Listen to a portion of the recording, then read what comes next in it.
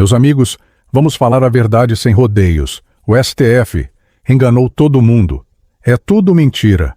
O que o Supremo Tribunal Federal julga hoje em dia não passa de uma peça de ficção jurídica, um teatro montado para servir a conveniências momentâneas e proteger os seus próprios interesses. Na semana passada, acompanhamos o julgamento da CPMI do INSS. Ali, o STF tentou vender a ideia de que estava formando uma jurisprudência, mas aquilo foi uma encenação barata, desprovida de qualquer rigor técnico e com zero de moralidade. Eles desenharam uma regra de fachada apenas para a conveniência do momento. Não se pode prorrogar CPI ou CPMI. Foi um malabarismo vergonhoso para fingir que o judiciário respeita o legislativo, quando, na verdade, o único objetivo era erguer um muro de impunidade. Não houve moralidade técnica. Houve oportunismo jurídico para salvar a pele de ministros envolvidos em esquemas que não podem vir à tona. Agora, prestem atenção no absurdo lógico dessa construção. Se você, como magistrado, se arroga o direito de mandar instalar, que é o ato principal, o mais, por que cargas d'água você não teria o poder de prorrogar, que é apenas a continuidade, o menos?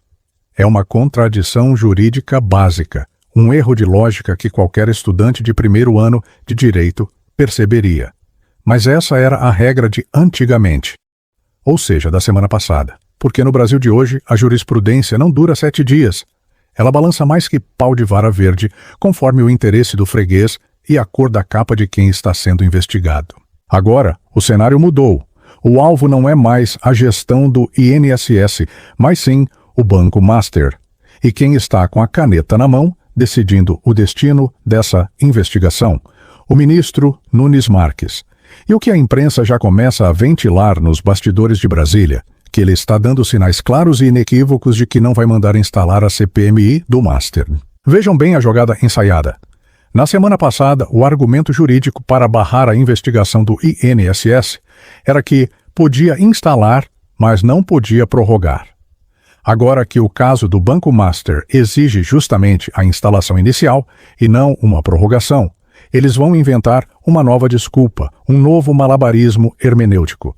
Talvez digam agora que prorrogar até vale, mas instalar é que não pode.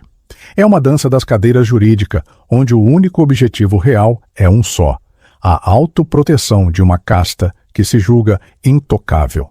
Por que tanto medo do Banco Master? Por que essa urgência em criar uma jurisprudência da autoblindagem? A resposta é simples, direta e extremamente dolorosa para quem ainda acredita na democracia.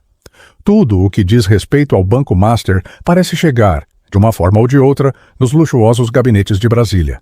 A ala podre do STF formou uma barreira de contenção. A única jurisprudência real, sólida, imutável e verdadeiramente respeitada naquela corte é esta: nada que envolva o Banco Master passará por nós.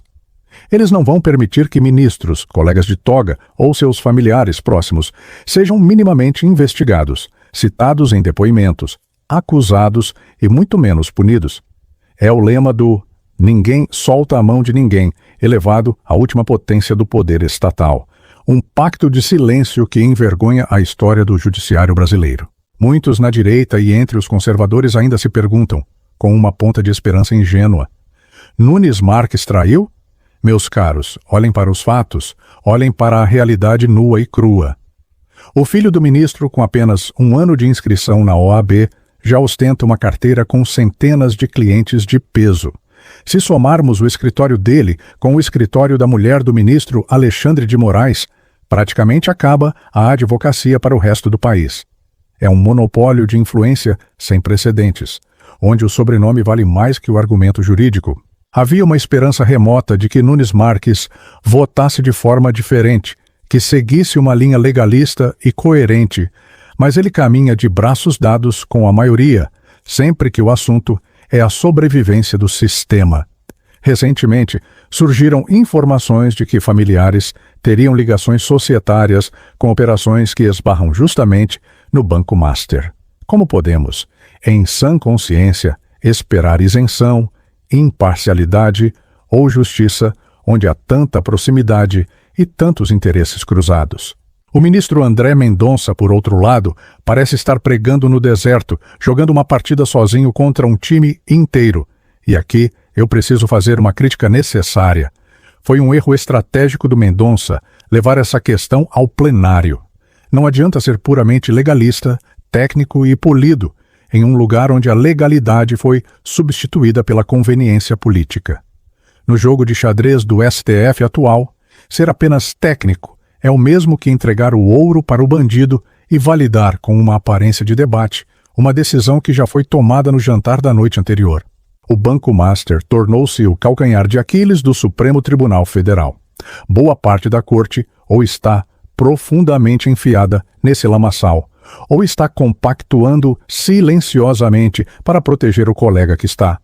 É uma rede de proteção mútua que anula, atropela e ridiculariza qualquer tentativa de fiscalização parlamentar. Se o Congresso Nacional continuar de joelhos, dependendo da boa vontade do STF para validar suas próprias investigações, não haverá CPI, não haverá CPMI, não haverá fiscalização alguma. O Legislativo precisa urgentemente encontrar um meio de agir de forma independente, de resgatar sua dignidade, ou então deve aceitar publicamente que se tornou um órgão meramente decorativo, diante de uma toga que tudo pode, tudo veta e tudo esconde. O que estamos presenciando é, na prática, o fim do Estado de Direito como o conhecemos. Quando a regra do jogo muda a cada rodada, ao sabor do vento, apenas para proteger o rei e seus súditos, o jogo não é mais justo, ele está viciado. A insegurança jurídica gerada por esse comportamento errático não atinge apenas os grandes conglomerados financeiros ou os políticos de alto escalão. Ela destrói, tijolo por tijolo, a confiança do cidadão comum nas instituições que deveriam protegê-lo. Como o povo brasileiro pode confiar em uma corte que diz A na segunda-feira para barrar um adversário político e diz B na terça-feira para proteger um aliado financeiro? Isso não é justiça, não é direito, não é civilidade. É política de baixo nível, fisiologismo puro, feito sob o manto sagrado da magistratura e escondido atrás de palavras difíceis e termos em latim.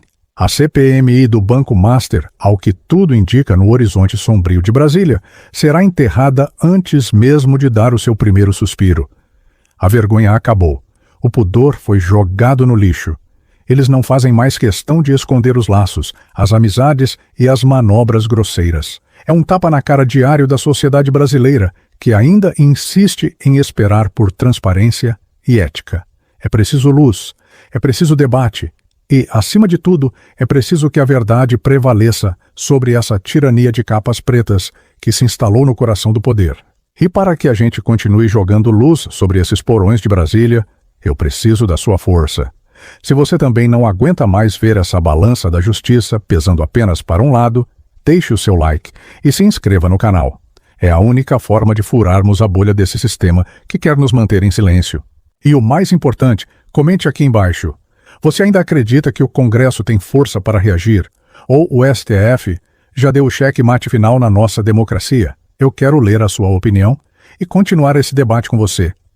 Compartilhe este vídeo nos seus grupos e ajude a despertar mais brasileiros. Um abraço e até a próxima.